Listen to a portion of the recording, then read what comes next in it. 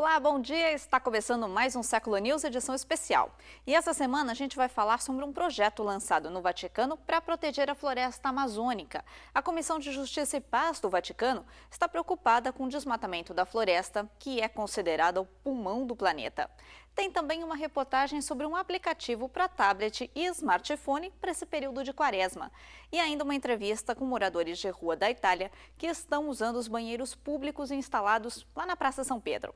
E a gente começa falando sobre o Papa Francisco. Ele voltou a pedir o fim da violência na Síria e no Iraque durante a oração do Ângelus. Falando aos 50 mil peregrinos durante a sua oração semanal do Ângelus na Praça São Pedro, o Papa Francisco exortou a multidão a rezar para as vítimas de violência no Iraque e na Síria. Rezemos por esses irmãos e irmãs na Síria e no Iraque, que sofrem por causa da fé. Vamos orar em silêncio.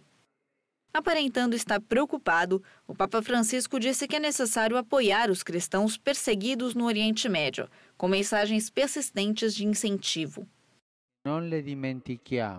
Nós não os esquecemos. Além disso, estamos perto deles. Nós oramos constantemente para o mais cedo possível colocar fim à brutalidade intolerável que estão expostos. O Papa Francisco também pediu o fim da violência na Venezuela. Protestos anti-governo já duram dias. A tensão aumentou desde a morte de um menino de 14 anos de idade durante as manifestações. O Papa disse que reza por ele e que a violência vai dar lugar a um diálogo produtivo. Peço a todos para rejeitar a violência e respeitar a dignidade de cada pessoa e da sacralidade da vida humana. Convido o país a voltar a métodos não violentos. Foi o segundo domingo da Quaresma, o dia em que a Igreja celebra a transfiguração de Jesus. Aquele foi um momento de glória antes de Jesus ter que passar pelo Calvário. O Papa recomendou que nos momentos de dificuldade, os cristãos devem lembrar essa história do Evangelho. Com ela, Jesus quis enviar uma mensagem de esperança aos seus discípulos. E o Papa recebeu também essa semana membros de uma cooperativa italiana. Ele falou sobre como promover uma economia mais justa no mundo inteiro. O Papa Francisco teve uma recepção calorosa a caminho da Sala Paulo VI no Vaticano, onde mais de 7 mil pessoas estavam esperando para ouvi-lo falar. Eles são todos membros do movimento de cooperação com base na Itália, conhecido como a Cooperativa Confraria. O Papa falou sobre a necessidade de uma economia justa, acrescentando que as pessoas se tornam escravas quando transformam o dinheiro em um deus ou ídolo. Os empregadores, segundo ele, não devem tirar proveito da crise econômica quando tentam contratar novos funcionários. Nós vemos isso muitas vezes. O empregador pergunta: "Você quer um emprego? Venha para cá. São 10 ou 11 horas por dia de trabalho por 600 euros. Você concorda? Não? Bem, então volte para casa." Por que o mundo funciona assim?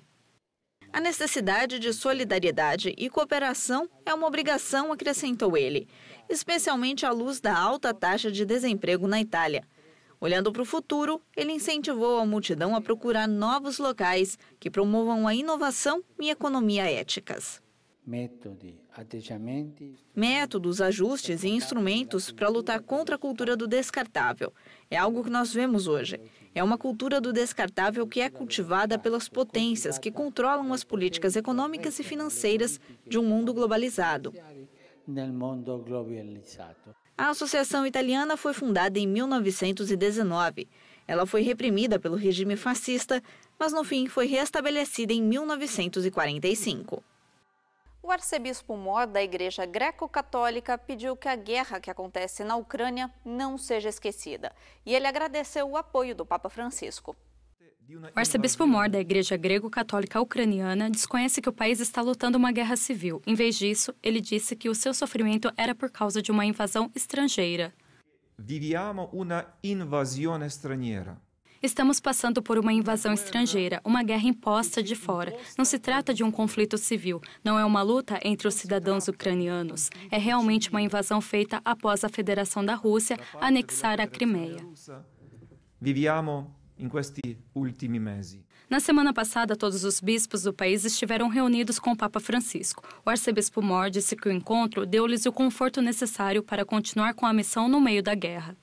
Ucraini si sono sentiti spesso abbandonati. Ucranianos se sentem abandonados e traídos por políticos e diplomatas poderosos. No entanto, sentimos que o Papa é verdadeiro com a gente. Ma veramente abbiamo sentito che il Santo Padre è con noi. Ele lamenta as alegações de que o patriarcado de Moscou foi posicionado no lado do governo de Vladimir Putin.